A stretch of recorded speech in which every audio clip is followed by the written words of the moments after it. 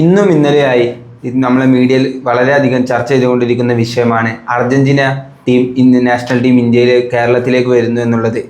ഇതുമായി ബന്ധപ്പെട്ട് പല ഊഹാപോഹങ്ങളും പരക്കുന്നുണ്ട്. ഇപ്പോൾ ഇന്ന് മന്ത്രി പറഞ്ഞത് ഇവരെ കൊണ്ടുവരാമെന്ന് അയച്ചത് റിപ്പോർട്ടർ ബ്രോഡ്കാസ്റ്റിംഗ് എന്നാണ്, കമ്പനി എന്നാണ്. ഇന്നിപ്പോൾ റിപ്പോർട്ടർ ബ്രോഡ്കാസ്റ്റിങ്ങിൻ്റെ MD തന്നെ വന്ന് അത് വിശദീകരിക്കുകയും ചെയ്തു.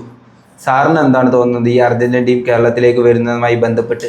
എനിക്ക് ഷിബിലി ആദ്യമേ തോന്നുന്നത് പഴയ 1990-ലൊക്കെ ഇറങ്ങിയിട്ടുള്ള കോട്ടയം കുഞ്ഞച്ചൻ എന്ന് പറയുന്ന ഒരു സിനിമയുണ്ട്. നിങ്ങൾ ചിലപ്പോൾ കണ്ടിട്ടുണ്ടാവില്ല, പക്ഷേ പഴയ ആളുകളൊക്കെ തന്നെ അത് കണ്ടിട്ടുണ്ടാവും. അതിൽ മമ്മൂട്ടിയുടെ പ്രശസ്തമായിട്ടുള്ള ഡയലോഗ് ഉണ്ട്, ജോഷി ചതിച്ചാശാരേതാണ് എന്ന് പറഞ്ഞാൽ മമ്മൂട്ടി അതൊരു തുക്കട ട്യൂട്ടോറിയൽ കോളേജ് തുടങ്ങാൻ ആലോചിക്കുകയും അത് മോഹൻലാൽ വന്ന് ഉദ്ഘാടനം ചെയ്യും എന്ന് പറഞ്ഞ് വലിയ ബാനറും പോസ്റ്ററും ഒക്കെ കെട്ടുകയൊക്കെ ചെയ്യുന്നൊരു പരിപാടിയുണ്ട്. ഏതാണ്ട് അതേപോലെ തന്നെ ഒരു പരിപാടിയാണ് ലയണൽ ആന്ദ്രിയാസ മെസ്സി എന്ന് പറയുന്ന ലോകം മുഴുവൻ ഏറ്റവും കൂടുതൽ ആരാധകരുള്ള, ഒരുപക്ഷെ ഇന്ന് ലോകത്ത് ജീവിച്ചിരിക്കുന്ന ഏറ്റവും കൂടുതൽ ആരാധകരുള്ള ഒരു താരം ലയണൽ ആന്ദ്രിയാസ മെസ്സി ആയിരിക്കും എന്ന് ഞാൻ വിചാരിക്കുന്നു. അതിന് രണ്ട് കാരണങ്ങളുണ്ട്.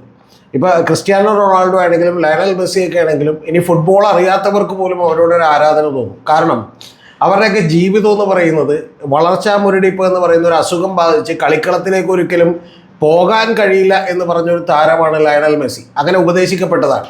അങ്ങനെ ഉപദേശിക്കപ്പെട്ട ആ താരത്തിൻ്റെ ജീവിതമൊന്നും ഞാൻ വിശദീകരിക്കുന്നില്ല, ഞാൻ മറ്റൊരു വീഡിയോ ചെയ്തിട്ടുണ്ട്. അപ്പോൾ അതുകൊണ്ട് അത്തരത്തിൽ വിശദീകരിക്കപ്പെട്ട ഒരു താരം, അതായത് ലോകത്താർക്കും തന്നെ ഇഷ്ടം തോന്നുന്ന താരം, അദ്ദേഹം അടക്കം കേരളത്തിൽ വന്ന് കളിക്കുമെന്ന് പറഞ്ഞു.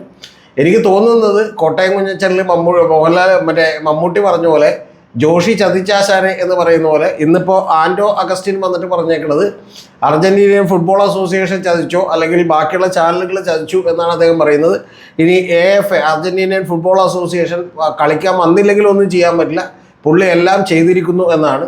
ഒരു വാക്കുകൂടിയേ പുള്ളി പറയാത്തുള്ളൂ എന്നാണ് ഞാൻ വിചാരിക്കുന്നത്. ഇനി മെസ്സി വന്നില്ലെങ്കിൽ ഏതെങ്കിലും മേഴ്സിയെ കൊണ്ടുവരും എന്ന് പറഞ്ഞാൽ അത് കറക്റ്റായിരിക്കും, അല്ലാതെ അതിനപ്പുറത്തേക്കൊന്നും സംഭവിക്കാനില്ല. പിന്നെ റിപ്പോർട്ടർ ചാനലിൻ്റെ ആൻഡോ അഗസ്റ്റിനൊക്കെ ഇതിനു മുമ്പ് പല കാര്യങ്ങളൊക്കെ നമ്മുടെ നാട്ടിൽ പറഞ്ഞിട്ടുണ്ട്. എന്ന് പറഞ്ഞിട്ടുണ്ടെങ്കിൽ 3500 കോടി രൂപയുടെ മുതൽ മുടക്കി ചൈനയിൽ മാംഗോ ഫോൺ നിർമ്മിക്കുന്നതിന് വേണ്ടിയിട്ടൊരു ഫാക്ടറി തുടങ്ങിയിട്ടുണ്ടെന്നും കൊറിയയിൽ ഏതാണ്ട് 3000 കോടി രൂപയിലധികം മുടക്കിയിട്ട് റിസർച്ച് സെൻറ്റർ ഉണ്ടെന്നും അങ്ങനെ ആപ്പിളിൻ്റെ വല്ലൊരു ഫോൺ ഇറക്കാൻ പോകുന്നു എന്നൊക്കെ പറഞ്ഞിട്ടുണ്ട്.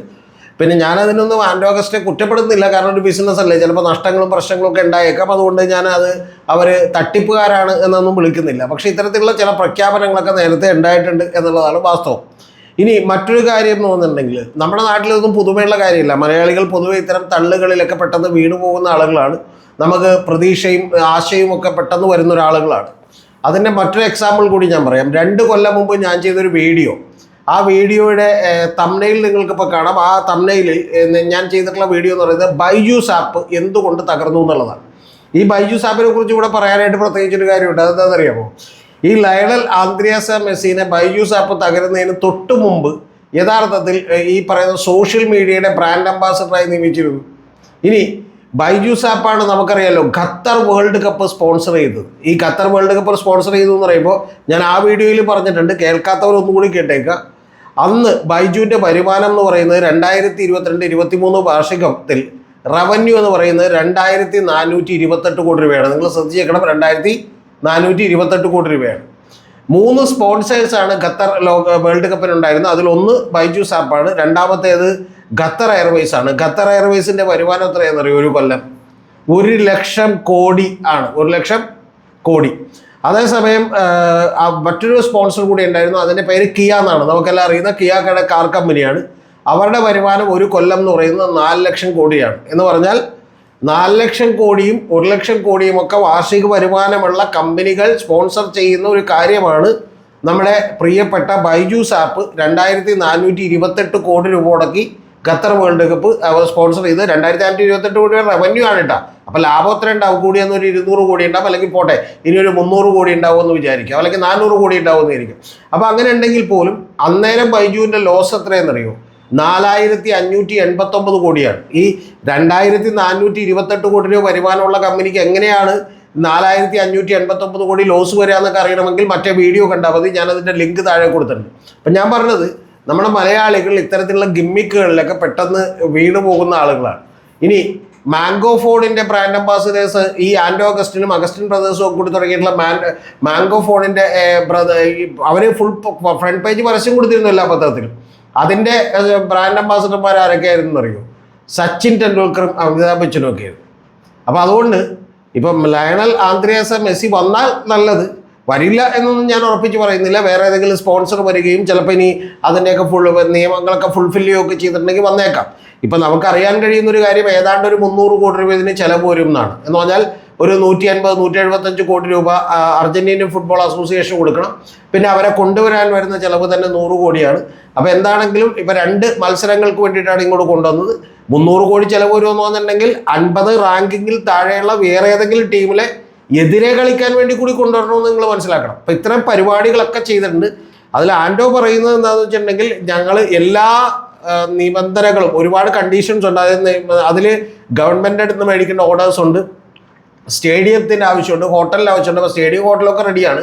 ബാക്കി ഗവൺമെൻറ്റിൽ നിന്ന് മേടിക്കേണ്ട എല്ലാ നിയമങ്ങളും ഒക്കെ തന്നെ ഞങ്ങൾ മേടിച്ച് കഴിഞ്ഞു. അപ്പോൾ അതൊക്കെ കഴിഞ്ഞിട്ട് ഇപ്പോൾ അവർക്ക് കത്തെഴുതിയിട്ടുണ്ട്. കാശ് അടക്കാൻ വേണ്ടിയിട്ട് ആൻഡോ അഗസ്റ്റിൻ പണവുമായിട്ട് വെയിറ്റ് ചെയ്യുകയാണെന്നാണ് നമ്മൾ പറയുന്നത്. ശരിക്കും കരാർ ഒപ്പിട്ടിട്ടുണ്ടെങ്കിൽ 45 ദിവസത്തിനകം 50% പണമടക്കണം എന്നുള്ളതാണ് നമുക്കറിയാൻ കഴിഞ്ഞത്. അപ്പോൾ പണമടക്കുമോ അതോ ലയണൽ ആന്ദ്രിയാസ് മെസ്സി വരുമോ, ഇനി മെസ്സി ഇല്ലാത്ത അർജന്റീനിയൻ ഫുട്ബോൾ ടീം മാത്രം വരുമോ എന്നൊക്കെയുള്ളത് കാത്തിരുത്ത് കാണേണ്ട കാര്യമാണ്. പക്ഷെ ഇപ്പോൾ അറിയാൻ കഴിയുന്നൊരു കാര്യം, മറ്റ് 3 രാജ്യങ്ങളിൽ, അതായത് ഒന്ന് ചൈനയിലേക്ക് ഇപ്പോൾ കളിക്കാമെന്ന് പറഞ്ഞിട്ടുണ്ട്, കൂടാതെ ഖത്തറിൽ കളിക്കാമെന്ന് പറഞ്ഞിട്ടുണ്ട്, പിന്നെ അങ്കോള, ഇതുപോലെയുള്ള 3 രാജ്യങ്ങളിൽ കൂടി അവർ ചിലപ്പോൾ കളിച്ചേക്കും. ഇന്ത്യയിലേക്കും അതുപോലെ കേരളത്തിലേക്ക് വരുന്ന കളി ഒഴിവാകും എന്നുള്ളതാണ് നമുക്ക് കേൾക്കാൻ കഴിയുന്ന ഒരു കാര്യം. ഒക്ടോബർ 6 മുതൽ 14 വരെയുള്ള ഒരു ബ്രേക്കിനിടക്ക് ഇന്ത്യയിലേക്ക് വരാനുള്ള ഒരു ഡേറ്റ് തരാം, അല്ലെങ്കിൽ ഒക്ടോബർ 10 മുതൽ 18 വരെയുള്ള ഏതെങ്കിലും ഡേറ്റിനകത്ത് തരാം. അതിൽ 7 ദിവസത്തെ സമയമാണ് നമുക്ക് കിട്ടാൻ പോകുന്നത് 2 കളികൾക്ക് വേണ്ടിയിട്ട്. ഇതാണ് ഇപ്പോൾ നിലവിലുള്ള കാര്യം. പക്ഷേ ഇതൊന്നും കേട്ട് കഞ്ചുകിതരാകണ്ട എന്നാണ് എനിക്ക് പ്രിയപ്പെട്ട മലയാളികളോട് പറയാനുള്ളത്. വന്നാൽ വന്നു, അല്ലെന്നുണ്ടെങ്കിൽ ഒരു മേഴ്സിയെങ്കിലും കൊണ്ടുവന്ന് കളിപ്പിക്കുന്നത് നന്നായിരിക്കും എന്നുള്ളതാണ്. എന്ന് പറഞ്ഞാൽ വനിതാ ഫുട്ബോൾ ടീമിലെ ആരെങ്കിലും കൊണ്ടുവന്ന് പോലും കളിപ്പിക്കുന്നത് നന്നായിരിക്കും എന്നുള്ളതാണ് എനിക്ക് പറയാനുള്ളത്. പിന്നെ ഏറ്റവും പ്രധാനപ്പെട്ട കാര്യം, ഇത് റിപ്പോർട്ടർ ചാനലിലെ മുതലാളിമാരായിട്ടുള്ള അവരുടെ പെടലിയിലോട്ട് വെക്കുന്നതിനൊക്കെ എനിക്കൊരു എതിരഭിപ്രായമുണ്ട്. ഒരു 25% ഉത്തരവാദിത്തം അവർക്ക് കൊടുത്താൽ മതി എന്നാണ് ഞാൻ വിചാരിക്കുന്നത്. ബാക്കി 75% ഉത്തരവാദിത്തവും ഇത് കേരള സ്റ്റേറ്റ് ഗവൺമെൻറ്റുകൾക്കൊക്കെയാണ്. അപ്പോൾ ഗവൺമെൻറ് ഒരു സ്പോൺസറെ കൃത്യമായി കണ്ടെത്താനും, അല്ലെങ്കിൽ കുറച്ചുകൂടി സ്റ്റാർ സ്പോർട്സ് ഒക്കെ പോലെയുള്ള വലിയ ഏതെങ്കിലും ESPN പോലെയുള്ള ഏതെങ്കിലും സ്പോർട്സ് കമ്പനികളെയോ ഇത് വിറ്റാൽ എന്ന് പറഞ്ഞിട്ടുണ്ടെങ്കിൽ ഈ ചാനൽ മത്സരം ലൈവായി ടെലികാസ്റ്റ് ചെയ്താൽ തന്നെ വലിയ തോതിൽ പ്രതിഫലം കിട്ടും. കാരണം മെസ്സിലോ ഇന്ത്യയിൽ വന്ന് കളിക്കുന്നു, കേരളത്തിൽ വന്ന് കളിക്കുന്നു എന്ന് പറഞ്ഞിട്ടുണ്ടെങ്കിൽ നമ്മുടെ 140 കോടി ജനങ്ങളിൽ ഏതാണ്ട് TV-കളല്ലേ എല്ലാ വീട്ടുകാരും തന്നെ അത് കാണും എന്നാണ് ഞാൻ വിചാരിക്കുന്നത്. അപ്പം അത്തരത്തിൽ വലിയ തോതിൽ, അല്ലെങ്കിൽ ലോകം മുഴുവനുള്ള ആളുകളൊക്കെ തന്നെ കാണാൻ സാധ്യതയുണ്ട്. അപ്പം അത്തരത്തിലുള്ള കാണാൻ സാധ്യതയുള്ളത് കൊണ്ട് തന്നെ ഏറ്റവും മികച്ച മറ്റൊരു ടീമിനെയും കൂടി വന്നാൽ കളി കൂടി കൂടുതൽ ആസ്വാദ്യകരമാകും എന്നുള്ളത് കൊണ്ട് തന്നെ വലിയ തോതിൽ വിപണന സാധ്യതകളുണ്ട്. അതുകൊണ്ട് ഈ പണം മുടക്കാനൊന്നും വലിയ പ്രശ്നമില്ല. പക്ഷേ ഇപ്പോൾ ഏറ്റവും ഒടുവിൽ ഇത് വന്നിട്ടുണ്ടെങ്കിൽ ഞങ്ങൾക്ക് ക്രെഡിറ്റ് അടിച്ചു മാറ്റാമെന്നാണ് പിണറായി വിജയനും അബ്ദുറഹ്മാനും ഒക്കെ വിചാരിച്ചിട്ടുള്ളത്. പക്ഷെ വന്നില്ലെങ്കിൽ എന്ത് ചെയ്യാം, റിപ്പോർട്ടർ ബ്രോഡ്കാസ്റ്റിംഗ് അസോസിയേഷൻ്റെ തലയിലേക്ക് വെക്കാം എന്ന് പറയുന്നതിനോടൊന്നും യോജിപ്പില്ല. ഇതുപോലെ തള്ളടിക്കുന്ന വലിയ വീരവാദങ്ങൾ മുടക്കുന്ന പലരുമൊക്കെ നമ്മുടെ നാട്ടിൽ വരും. പക്ഷെ ഗവൺമെൻറ്റുകൾ സൂക്ഷിച്ചെടുക്കേണ്ടതാണ്. ബൈജൂസ് ആപ്പിൻ്റെ കേസിലും ബൈജൂസ് ആപ്പ് കേരളത്തിലെ പോലീസുകാർക്ക് മുഴുവൻ ഫ്രീ ആയിട്ട് മറ്റേ കോഴ്സ് കൊടുക്കാമെന്ന് പറഞ്ഞപ്പോൾ അത് കൈനീട്ടി മേടിക്കാൻ പോയതാണ്. അപ്പോൾ അത്തരത്തിൽ പല ആളുകളും വന്ന് പല വാഗ്ദാനവും നടത്തും. കുറേ കൂടി ക്രോസ് ചെക്ക് ചെയ്ത് എടുക്കേണ്ടത് ഈ പറയുന്ന ഗവൺമെൻറ്റാണ് എന്നുള്ളതാണ് എൻ്റെ അഭിപ്രായം. അതുകൊണ്ട് ആൻഡോ അഗസ്റ്റിനൊക്കെ പറയുന്നത് നല്ല കാര്യം തന്നെ, പക്ഷേ ഏതെങ്കിലും മെഴ്സിയെ കൊണ്ടുവന്ന് കളിപ്പിക്കുന്നത് നല്ലതായിരിക്കും. സാർ, ഇത് മെസ്സി വന്ന് കളിക്കുന്നതിലുപരി മറ്റെന്ത് ഗുണങ്ങളാണ് നമുക്കുണ്ടാവാൻ പോകുന്നതിലൂടെ? നിങ്ങൾ അറിയേണ്ടത്, ലോകത്ത് ഒരു സ്പോർട്സ് ഡെവലപ്പ് ചെയ്യുക എന്ന് പറയുന്നത് ഒരു രാജ്യം ഡെവലപ്പ് ചെയ്യുന്നതിന് തുല്യമായിട്ടുള്ള ഒരു കാര്യമാണ്. അതിനെക്കുറിച്ച് നമുക്ക് അത്രത്തോളം ധാരണകളില്ലാത്തതുകൊണ്ടാണ്. ഇപ്പോൾ ഇന്ത്യയിൽ ആകെ ഡെവലപ്പ് ആയിട്ടുള്ള ഒരു സ്പോർട്സ് എന്ന് പറയുന്നത് ഇപ്പോൾ നമുക്കറിയാം ക്രിക്കറ്റ് മാത്രമാണ്. അതായത് ബാക്കിയുള്ള ഫുട്ബോൾ അടക്കം ബാക്കി എല്ലാത്തിൻ്റെയും പ്രാധാന്യം, ഹോക്കി അടക്കമുള്ള എല്ലാത്തിൻ്റെയും പ്രാധാന്യം താഴേക്ക് പോയി. ഈ താഴേക്ക് പോയിക്കൊണ്ടിരിക്കുമ്പോൾ അതിനെ പുനരുജ്ജീവിപ്പിക്കാൻ, റെജുവിനേറ്റ് ചെയ്യാൻ കിട്ടുന്ന വലിയ അവസരങ്ങളിലൊന്നാണ് ഈ കളി എന്ന് പറയുന്നത്. ഞാനിപ്പോൾ അതിൻ്റെ ഡീറ്റെയിലിങ്ങിലേക്ക് പോകുന്നില്ല, ഒരുപാട് നീണ്ടു പോകുന്നുള്ളതുകൊണ്ട്. പക്ഷെ ചെറിയൊരു ഉദാഹരണം ഞാൻ നിങ്ങളോട് പറയാം. ഇപ്പോൾ ഒറീസ എന്ന് പറയുന്ന ഒരു സംസ്ഥാനം, ആ ഒറീസയിൽ നിരവധി ട്രൈബൽ ആയിട്ടുള്ള ഗോത്രവർഗ്ഗക്കാരായിട്ടുള്ള ആളുകൾ താമസിച്ചിരുന്നു. അപ്പോൾ അവരുടെ കുട്ടികളെ വിദ്യാഭ്യാസത്തിലേക്ക് ആകർഷിക്കാൻ എന്ത് എന്നുള്ളത് നവീൻ പട്നായിക്കൊക്കെ കൂടി ആലോചിച്ച്, അവിടുത്തെ നേരത്തെ മുഖ്യമന്ത്രിയായിരുന്ന പട്നായിക്ക് ആലോചിച്ച് എന്ത് ചെയ്യണമെന്ന് ആലോചിച്ചപ്പോൾ അദ്ദേഹം അതിൻ്റെ തൊട്ടടുത്ത് കളിക്കളങ്ങൾ നിർമ്മിക്കാനാണ് തീരുമാനിച്ചത്. ആ കളിക്കളങ്ങൾ നിർമ്മിച്ചുകൊണ്ട് കുട്ടികളെ കുറെ കൂടി സ്പോർട്സിലേക്ക് കൃത്യമായി ഫോക്കസ് ചെയ്യാൻ, അവരെ അട്രാക്ട് ചെയ്യാനായിട്ട് അതുവഴി കഴിയുകയും അവർക്ക് ഭക്ഷണവും താമസവും അടക്കമുള്ള സൗകര്യങ്ങൾ കൊടുക്കുകയും ഒക്കെ ചെയ്തുകൊണ്ട് കൃത്യമായിട്ട് വലിയ തോതിൽ ഹോക്കിക്കുള്ള ഒരു ഇമ്പോർട്ടൻസ് അവിടെ വളർത്തിയെടുത്തു.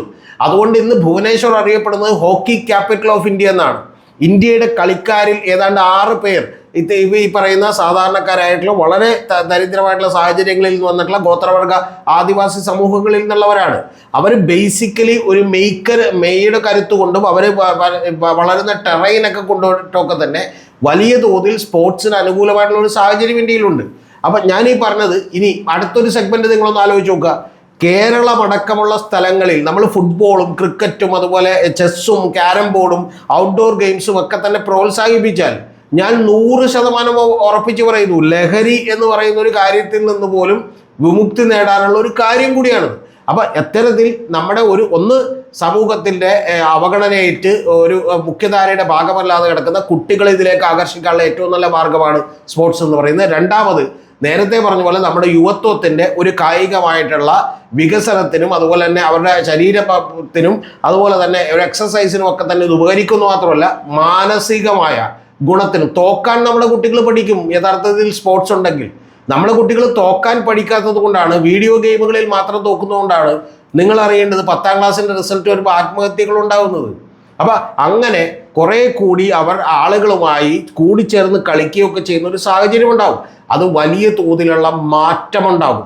നിങ്ങൾ യഥാർത്ഥത്തിൽ ഇപ്പം ചൈന എടുത്തു നോക്കൂ, റഷ്യ എടുത്തു നോക്കൂ, അല്ലെങ്കിൽ അമേരിക്ക എടുത്തു നോക്കൂ. ഒളിമ്പിക്സിൽ ഏറ്റവും നന്നായി പെർഫോം ചെയ്യുന്ന രാജ്യങ്ങൾ തീർച്ചയായിട്ടും ഏറ്റവും മികച്ച രാജ്യങ്ങൾ കൂടിയാണ്.